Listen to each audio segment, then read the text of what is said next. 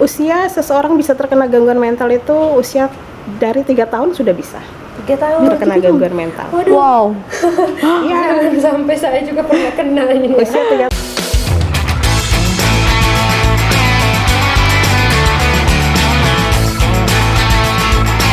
Youth Voice Now, suarakan sekarang. Halo teman-teman, ketemu lagi dengan saya Selvi Laka dalam podcast Youth Voice Now, suarakan sekarang. Jadi kali ini kita akan membahas tentang isu yang sudah sering kita dengar di masyarakat dan terutamanya menimpa anak muda, yaitu isu tentang mental health.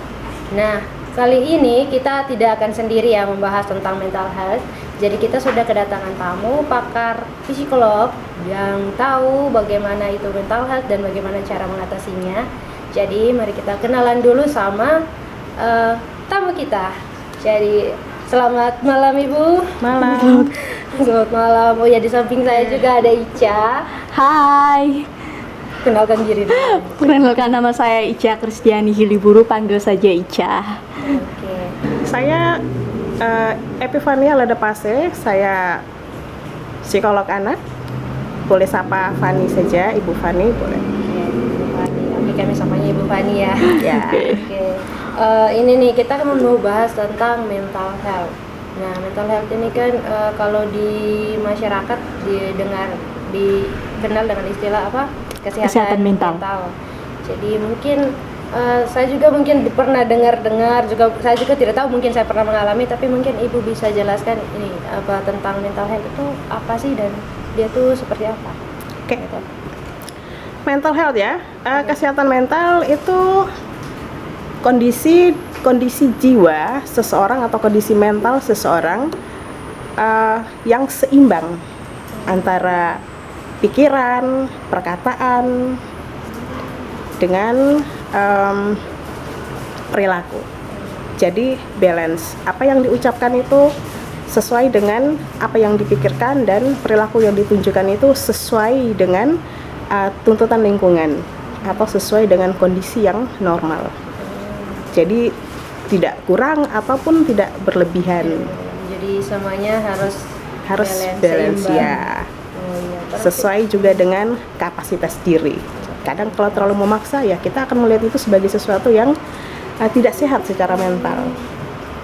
ya, berarti kalau yang sudah tidak sehat berarti itu bisa disebut gangguan mental health berarti. Gangguan mental. Gangguan mental. Ya.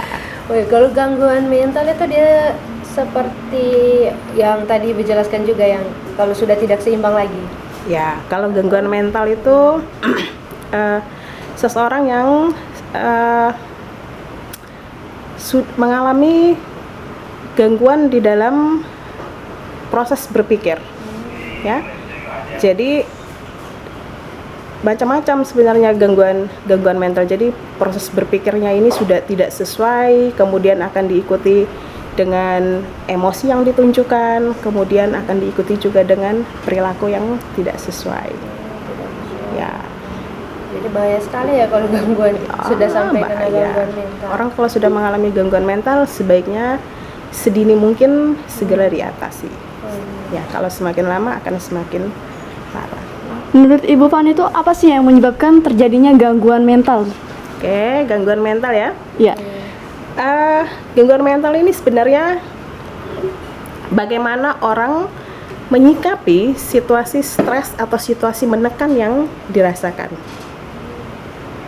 Jadi faktor penyebab seseorang mengalami gangguan mental itu sebenarnya bagaimana dia menyikapi tekanan yang ada. Ya, jadi kan hidup itu tidak selalu mulus, tidak selalu Pasti banyak masalah. datar, Pasti. ya. Akan ada banyak masalah, kemudian ada sesuatu yang harus dia upayakan, dia raih, dan itu membutuhkan pengorbanan.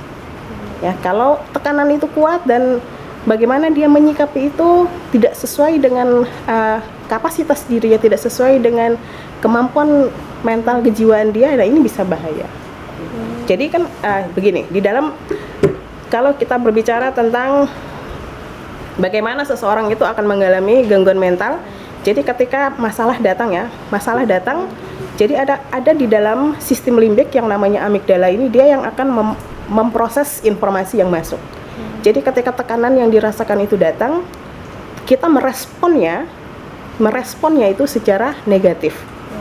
Misalkan ketika kamu diputus oleh pacarmu, Oh my god. oke ya, diputus oleh pacarmu, kemudian respon yang kamu tunjukkan adalah nangis, kemudian nggak mau makan, marah-marah, semua orang marah. Itu informasi yang masuk sampai ke amigdalamu itu adalah informasi atau hal-hal yang negatif, dan dia akan mempersempit.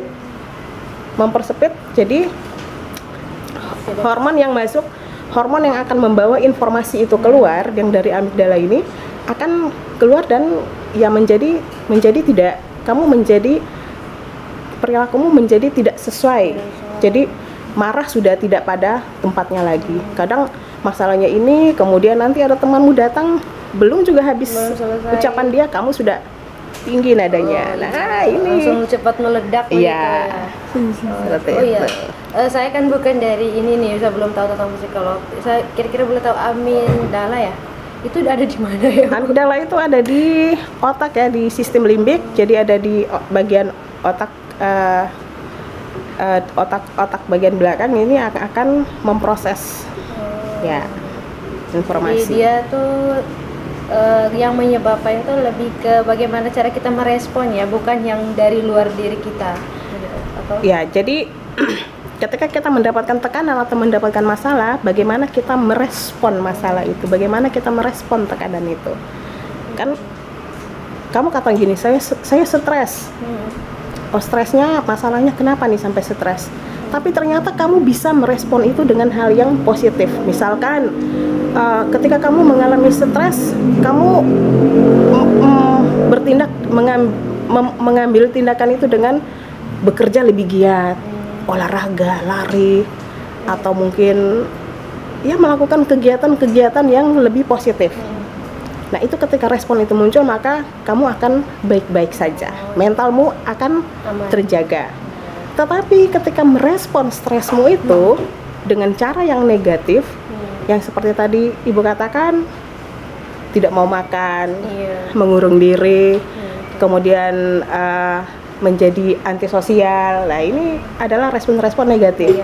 Yang lama-kelamaan ketika kita tidak menangani ini, nah ini akan menjadi gangguan mental. Ya. Berarti kalau misalkan ini berarti tergantung cara kita merespon. Berarti kira-kira ya dengan olahraga tadi, berarti itu untuk kita yang seumuran anak muda pasti bisa untuk diatasi ya. Nah, tapi kalau misalkan usia yang paling rentan nih, yang biasanya mulai terkena gangguan mental itu kira-kira usia berapa? Sekitar Usia seseorang bisa terkena gangguan mental itu usia dari 3 tahun sudah bisa 3 tahun terkena gangguan mental. Waduh. Wow. Ya, sampai saya juga pernah kena ini. Usia 3 tahun itu bisa terkena gangguan mental. Jadi ini sebenarnya dari pola pengasuhan. Jadi gangguan mental itu bisa disebabkan karena satu faktor keturunan atau genetik, yang kedua ini adalah faktor lingkungan, yang ketiga adalah pengasuhan. Dan itu terjadi di dalam rumah tangga, dan ini paling besar menyumbangkan gangguan mental seseorang itu ada di dalam proses pengasuhan. Dari 3 tahun. Iya, dari 3 tahun bisa terjadi. Misalkan begini ya, anak itu dari dalam kandungan sudah ditolak oleh orang tuanya. Tapi ya karena kuasa Tuhan bahwa anak dia harus lahir, entah bahwa sudah dilakukan berbagai cara ya dia lahir. Tetapi dari dalam itu dia sudah merasa ditolak. Anak yang di-reject itu lahir itu dia akan dengan kondisi psikologis yang tidak bagus. Kemudian di dalam rumah tangga mendapatkan pengabaian, menangis tapi orang tua Lepas aja. jarang untuk cepat merespon. Tidak mendapatkan kebutuhan untuk makan. Ini sudah tumbuh, sudah ada bibit dari kecil. Nah, ketika dia mulai masuk usia 2 tahun, usia 3 tahun ini kan dia sudah mulai sebenarnya sudah bisa berbicara. Kenapa bisa 3 tahun itu? Karena usia-usia itu baru bisa terlihat. Bahkan mungkin di bawah 3 tahun pun juga bisa terkena gangguan mental, tapi karena kita susah mendeteksi.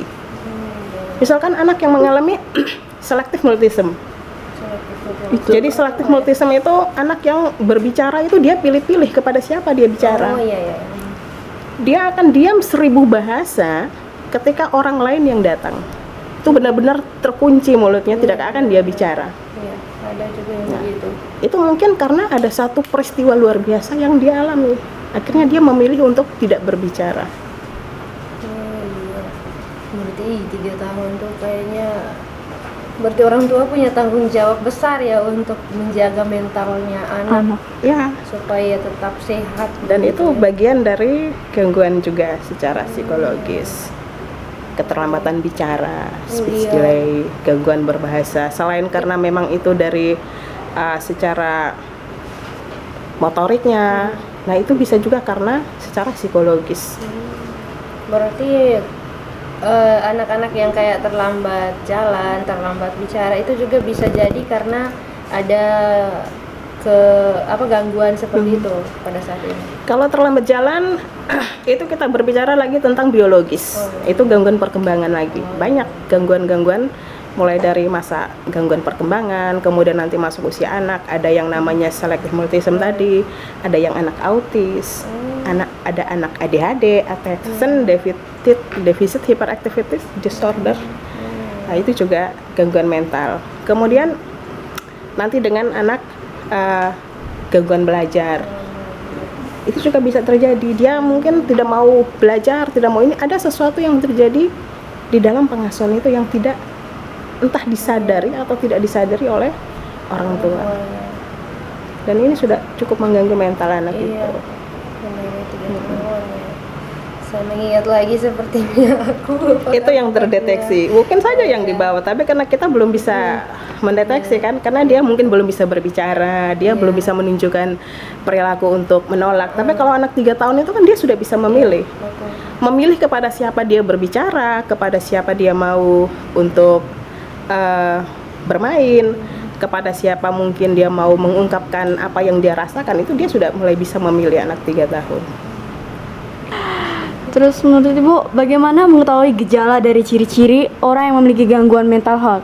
Kan banyak tuh yang kayak misalnya apa mereka menggerakkan kaki mereka itu tuh langsung. Iya, yang kayak punya bagaimana ya? Kalau yang saya dengar tuh ada yang kayak namakan disorder, apa? Sindrom begitu? Bukan. Tremor. Gini, ada lagi yang namanya tik atau gagap. Itu sebenarnya dari kecemasan. Nah, kecemasan yang berlebihan akan ditunjukkan dengan perilaku seperti, jadi dia membuat defense. Jadi caranya dia mengatasi adalah dia menjadi gagap. Jadi gagap itu bukan karena gangguan yang dia akan gagap, tapi memang secara psikologis dia ini memang ada terganggu. Dia cemas yang berlebihan dan dia tidak tahu cara mengatasinya. Nah, berarti itu salah satu ini ciri-ciri orang yang punya sudah Gangguan mengalami mental. gangguan mental. Ya, ciri-ciri yang paling mudah terlihat tuh begini. Ada terjadi perubahan secara emosional. Jadi kan biasanya anak ini adalah anak yang periang, suka berteman. Nah, tiba-tiba dia mulai diam, tidak mau berbicara. Ditanya pun dia diam. Kemudian kadang mungkin bisa dengan ketika kamu mulai ajak ngobrol serius, dia nangis. Padahalnya ini bukan anak ini banget loh dia. Dia kalau diajak ngobrol itu senang dia cerita. Kok sekarang berubah ini? Nah, ini tanda-tanda yang harus mulai kita mulai kita kenali sedini mungkin. Jadi mulai ada perubahan baik di dalam perilaku maupun di dalam emosi. Mulai gampang menangis. Kemudian biasanya suka untuk jalan dengan teman-teman, tetapi ini dia memilih tidak mau jalan. Dia memilih untuk di dalam kamarnya saja. Kemudian gejala berikutnya itu mulai selektif dengan makanan. Selektif makanan. Jadi Bahkan mungkin tidak mau makan bisa jadi. Mulai tidak mau makan, dan ini gejala-gejala yang harus diatasi. Dan yang lebih bahaya ini kan sekarang karena ada Android ya, jadi kadang mereka mencari tahu sendiri, ini yang cukup berbahaya. Oh iya, yang kayak apa? Self diagnose ya. Kayak cari tahu. Mencari sendiri ya. Iya, Dan itu kan cukup bahaya. Ketika dia mulai membuka itu, dia merasa gejalanya mirip dirinya. Iya. Tetapi kan ada beberapa itu yang tidak sama. Terus dia mulai mendiagnosa. oh ternyata saya depresi, Iya. oh ternyata saya mengalami gangguan bipolar, karena saya gampang menangis, gampang happy, padahalnya mungkin beda. Iya betul. Akhirnya dia sendiri mendiagnosa sakitnya. Dan kemudian muncul ketakutan-ketakutan. Di dalam situ kan akan terbaca jangka panjangnya akan seperti ini. Akhirnya ketakutan itu muncul dan ini semakin memperparah gejala mentalnya. Oh, iya. Berarti karena ya saya sedikit sharing ya Bu. Dulu tuh waktu yang selama saya masih kuliah, saya juga sering ini buka istilahnya di media sosial melalui TikTok. Itu tuh banyak sekali yang kayak menjerumuskan kita untuk menganalisa sendiri diri kita bahwa kita ini sebenarnya punya gangguan bipolar begini. Pokoknya kalau kamu bipolar seperti ini. Jadi kayak dengan sendirinya kita mulai menyamakan diri kita dengan yang ada dalam situ. Malah tambah buruk jadinya. Jadi kayak benar ini barang ini sangat berbahaya ya kalau kita ikuti semua yang di dalam ini nih. Jadi kayak kita dengan sendiri kayak kayaknya saya ini nih, kayaknya saya juga ini nih, bisa gangguan ini nih. Jadi mulai kayak begitu. Kemudian merasa diri itu gangguan, akhirnya semakin malu kan dengan Iya, teman-teman, benar. malu, mulai Jadi pikir macam-macam. Kemudian mulai mencoba-coba untuk bagaimana saya mengatasi. Iya, betul.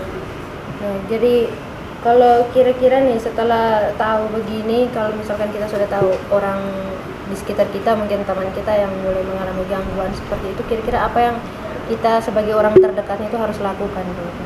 Cara pertama itu adalah ajak ngobrol. Itu adalah langkah awal. Jadi ada namanya psychological first aid. Jadi kamu membantu untuk mengatasi masalah psikologis, mengajak berbicara. Karena orang yang mengalami gangguan mental itu sebenarnya adalah orang yang butuh teman berbicara. Ya, ajak dia bicara. Kemudian ketika dalam perjalanan itu kamu merasa bahwa temanmu ini semakin sulit untuk diajak untuk berbicara atau mungkin semakin ngelantur kemana-mana, berarti harus segera dirujuk kepada psikiater. Oh jangan dulu, Belum. Langsung. kamu bisa ke bimbingan konseling atau kamu ke psikolog, karena kita belum tahu seberapa parah. Kalau ke psikiater bagus juga kita ke psikiater, tetapi berarti akan langsung diberikan dengan terapi farmako. Padahalnya mungkin temanmu ini hanya butuh teman untuk bercerita saja. Dia punya masalah tetapi dia malu mungkin untuk menceritakan. Sementara teman dekatnya ini yang istilah sekarang bestie ya. Iya, Bestie-nya ini sibuk ini. Ternyata bestie-nya punya kegiatan lain, sibuk. Iya, betul. Jadi dia tidak punya teman. Iya, benar-benar. Sebenarnya yang dia butuhkan itu adalah Teman bicara. ya, ini support dari teman itu sangat dibutuhkan. Dan untuk mengatasi itu memang butuh kerjasama, support sistemnya harus besar. sahabat, keluarga. Kalau rasa sudah semakin gejala itu semakin parah, ya memang harus ke yang ahlinya. Tapi bagaimana kalau dengan teman-teman yang misalkan mereka ini orangnya tuh aslinya memang sudah pendiam nih, tertutup. Terus mereka juga mungkin mengalami hal seperti itu. Terus mereka kayak tidak bersosialisasi dengan kita tuh kayak bagaimana cara kita untuk kayak dekat lagi dengan mereka, untuk mereka mau membuka diri dengan kita bicara seperti itu. Aslinya memang pendiam anak. Iya, pendiam. Tertutup. Kayak tidak terlalu banyak bicara juga. Dia setiap kali itu, tapi pada satu titik kita memang secara tidak langsung terasa bahwa dia kayak beda lagi. Dia kayak sudah ini. Itu tuh kira-kira bagaimana? Selain ajak ngobrol ya, kan ini sahabat temanmu. Jadi mungkin ada beberapa kegiatan yang kalian tahu bahwa ini adalah kesukaan, hobinya. Dari tahu kesukaannya baru diajak. Ya. Tapi kalau ada teman yang memang punya tipe introvert, Iya. nah itu kalau dalam keadaan gitu semakin kamu ajak ngobrol itu semakin membuat dirinya kesel gitu. Iya betul, yang begitu Ada tuh. yang begitu. Ada yang introvert Iya. kayak gitu. Saya gini, ngapain kamu tanya-tanya? Jadi semakin membuat dia Iya. itu tidak suka. Iya betul. yang begitu nanti gimana Jadi ya? tambah menutup diri itu. Iya, tambah menutup diri, terus kita juga bingung mau ngapain lagi nih ya. Takutnya dia diam malah menyakiti diri sendiri lagi, tiba-tiba berita. Ya, jadi ya keluarganya dulu disampaikan. Siapa saja yang berperan di dalam untuk menjaga keseimbangan mentalnya? Siapa yang berperan untuk menjaga keseimbangan mental? Yang pertama tentu diri kita sendiri. Diri kita sendiri, karena diri kita itu kita yang tahu. Kamu yang tahu sebatas mana kemampuan dirimu. Ada di mana, misalkan ketika kamu mendapati suatu masalah, kamu sudah bisa mengira-ngira kekuatan batas kamu untuk mendapat tekanan ini tuh sampai di mana. Jadi yang paling bisa membantu itu adalah dirimu sendiri. Merespon setiap masalah itu dengan hal yang positif. Ya, kadang kan biasanya kalau saya sampaikan gitu, mahasiswa saya itu sering begini. Orang saya lagi kena masalah disuruh hal yang positif, bagaimana Ibu? Iya benar. Kadang kayak kalau sudah kena masalah otaknya mentok, tidak tahu mau harus ngapain untuk positifnya gimana. Jadi Gitu ya? harus ada yang begitu. Jadi kayak ya bingung juga kalau nanti misalkan kena masalah terus harus direspon positif. Ya gimana? Responnya bagaimana ya? Iya, Oke, gimana? sekarang coba begini. Kita tes dulu ya. Kita tesan dulu. Oke deh. Siap. Saya minta kamu hitungan mundur ya. Hitungan mundur dari 199, 198, 197, 196, 195, 194, 193, 192, 191, 190, 189, 188, 187, 186, 185. Cepat. Coba. Waduh, dari 199. 199, 298 begitu. Hitungan mundur. Hitungan mundur. Coba. Oke, aja. Oke, oke. 199, 198, 197, 196, 195, 194, 193, 192, 191, 190, 189, 188, 187. Habis napasnya. Iya benar. Oke. Habis napasnya. Sekarang lebih berirama. Kamu tarik napas dulu. Lepaskan melalui mulut, tarik napas lagi melalui hidung. Lepaskan melalui mulut. Oke. Sekarang lebih teratur. 199, 198, 197, 196, 195. 194, 193, 192, 191, 190, 189, 188, 187, 186, 185, 184. Wow. 188.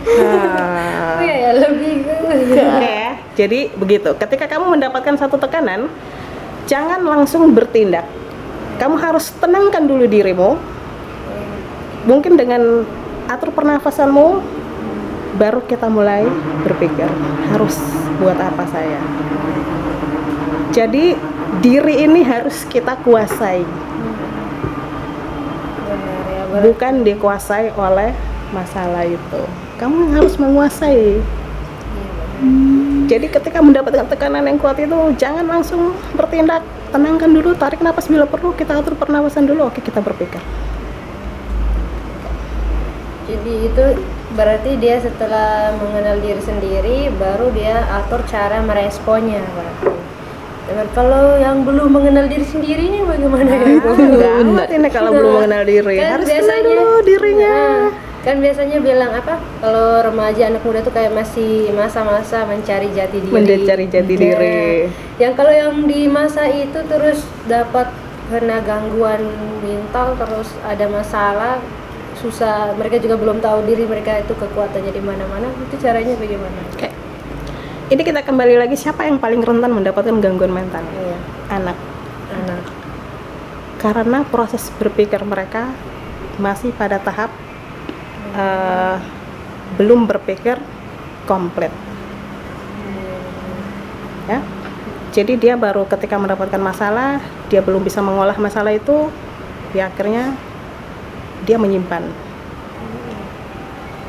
masalah terlalu dalam, kemudian menyimpan lagi. Jadi ini seperti gunung es. Jadi seperti ini kalau teorinya Sigmund Freud, di bawah ketidaksadaran itu lebih besar daripada kesadaran. Jadi ini unconscious-nya Ketika masalah itu direpres, akhirnya penuh, sampailah dia kepada puncaknya. Jadi puncaknya itu adalah dia sudah tidak mampu lagi menahan, akhirnya keluar. Jadi kadang orang tua ya marah, kamu harus mengalah dengan adikmu, kamu harus seperti kakakmu. Pasti selalu kayak gitu. Betul. Ya, kamu harus seperti kakakmu. Iya, ada. Kakak harus mengalah dengan adik. Iya. Kemudian ketika marah anak nangis gitu, kemudian nanti dipeluk lagi. Iya. Besok buat lagi. Iya, betul. Itu juga kayak bagaimana ya? Alami ya. Waktu ya, karena saya pernah alami seperti itu. Jadi saya kadang-kadang berpikir, bagaimana ya mereka ini hari ini hangat, besok dingin, lusa hangat lagi, terus dingin lagi. Jadi kayak kita juga bingung kita mau percaya mereka atau tidak, karena mereka susah seimbang tuh Kak. Jadi tiba lama marah, tiba lama Tidak senang. konsisten ya. Iya, betul. Oke. Nah ini ketika sampai pada tahap anak sudah tidak mampu lagi bertahan, dia akan menunjukkan perilaku. Perilaku itu dengan perilaku memberontak. Disuruh tidak mau, buat itu tidak mau, belajar tidak mau. Akhirnya ketika orang tuanya teriak, dia teriak lebih tinggi lagi. Nah ini adalah mental-mental yang ketika dipiara terus ini lama-lama akan menjadi buruk. Besok lusa dia bisa menjadi anak conduct disorder, atau dia yang akan anak mengalami ODD. Oh iya. Jadi perilaku yang keluar verbalnya itu kasar semuanya. Kebun binatang keluar semua, cacian keluar semua. Berarti bisa juga hal-hal seperti ini yang menimbulkan anak jadi kayak pembuli begitu. Iya. Kemudian orang tua bilang, kok kenapa anak saya nakal? Ibu bagaimana pola asuhnya di rumah? Kenapa salah anak? Anak itu belajar dengan melihat kemudian mengimitasi. Jadinya semua serba salah anak, jadi disalahkan. Kau tuh belajar, kadang ada juga orang tua yang bilang, kau tuh belajar dari mana sampai bisa berkata kasar begini, padahal kayak itu dari rumah sih sebenarnya, tapi anak-anak karena takut jadi diam saja gitu. Dan itu sudah mulai memupuk ini mental-mental yang tidak sehat. Kemudian keluarlah anak dengan perilaku menentang. Nah itu kan gangguan mental itu. Seharusnya anak-anak itu bisa mengikuti aturan orang tua, mendengarkan, menghormati yang lebih tua, tahu jamnya untuk sekian jam sekian dia belajar, jam sekian dia harus istirahat, mungkin jam sekian dia bermain. Jangan lupa waktu bermain itu adalah hak anak, dan dengan bermain itu anak belajar untuk tumbuh berkembang lebih baik, optimal. Berarti orang tuanya juga yang punya peran ya untuk membentuk anak, apalagi untuk usia rentan gitu.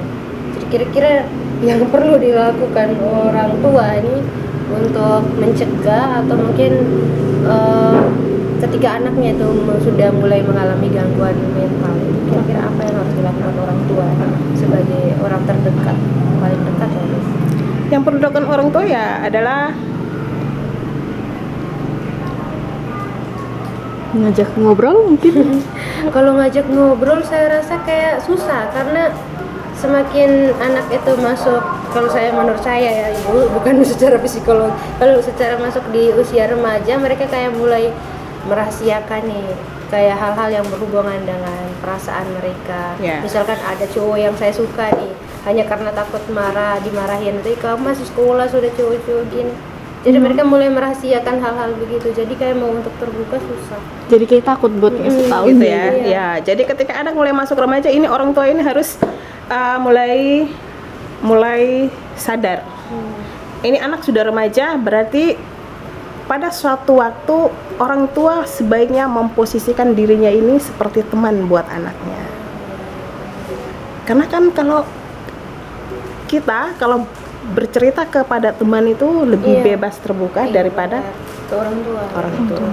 Jadi posisikan diri kita itu sebagai teman. Jadi kita sejajar. Jadi ketika berbicara dengan anak itu seharusnya bukan usia remaja ya. Dari anak itu ketika mau berbicara dengan anak jangan posisinya lebih tinggi dari anak.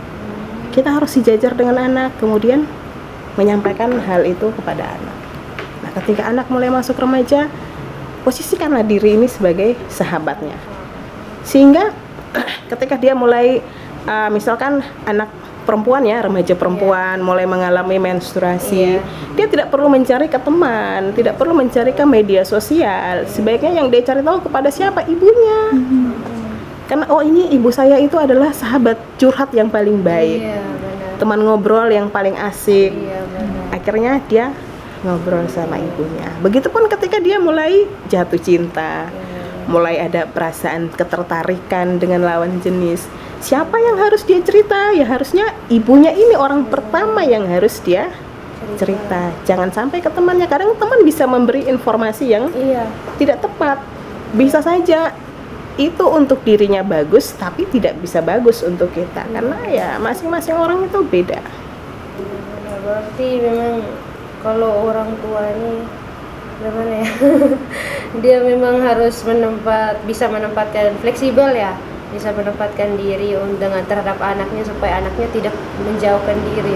Ya, sebaiknya orang tua itu memang lebih fleksibel. Jadi pada saat mana dia harus memposisikan dirinya sebagai orang tua, sebagai guru, pada saat mana dia memposisikan dirinya sebagai sahabat dari anaknya. Kalau untuk di Mama Mary saya rasa kalau mamanya jadi kayak tempat curhatan kayak kurang ya. Jarang. Bahkan mungkin tidak ada. ada. Orang lebih banyak mencari temannya, baru dibilang ini teman curhat gitu. Jadi wah susah juga ini kalau untuk ini. Jadi, harusnya begitu. Kadang informasi dari teman itu tidak semuanya sesuai untuk anak itu. Bahkan syukur-syukur kalau curhatnya itu ke teman yang baik lah. Kalau teman yang kayak istilahnya sini ember bocor itu, aduh kita jadi aib lagi, bahan bulian lagi. Jadi kayak itu juga faktor lingkungan yang akan menyebabkan seseorang mengalami gangguan mental. Ketika masalahnya diceritakan, dia menjadi bahan bulian. Nah kalau mental dia bagus, kuat, tapi kalau tidak, tergoncang dia. Itu banyak sekali yang terjadi. Faktor lingkungan yang menyebabkan seseorang mengalami gangguan mental. Kita ada lagi dari Ica mungkin mau tanya. Mungkin apa sih pesan yang disampaikan kepada orang muda untuk tetap menjaga kesehatan mental mereka? Untuk orang muda? Iya. Ini sekaligus closing statement ya, karena mungkin kita sudah di akhir. Betul. Bagaimana caranya kita menjaga kesehatan mental? Berpositif thinking, terlibat di dalam kelompok remaja, kelompok orang muda terutama yang seumuran, kemudian berolahraga, terapkan pola hidup sehat, kemudian happy, penting, selalu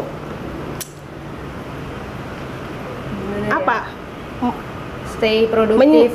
Ya itu juga penting ya, untuk selalu produktif. Jadi bagaimana caranya ya, dia harus terlibat di kelompok yang turut bisa membangun karakternya ya, seperti itu. Jadi tidak perlu malu, karena dalam belajar itu sama-sama, tidak semua orang itu jahat, tidak semua orang itu akan menjudge dirimu. Kamu itu unik, kamu berhak untuk bahagia dan bertumbuhlah dengan karakter yang lebih bagus. Oke, itu saja.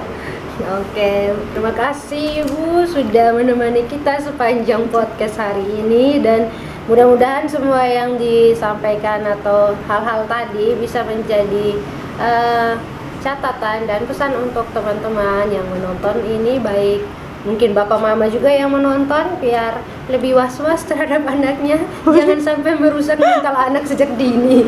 Oke. Itu saja, saya Selvi Laka dan Saya Ica Kristiani Hiliburu. kami undur diri. Youth Voice Now, Suarakan sekarang. Yeay.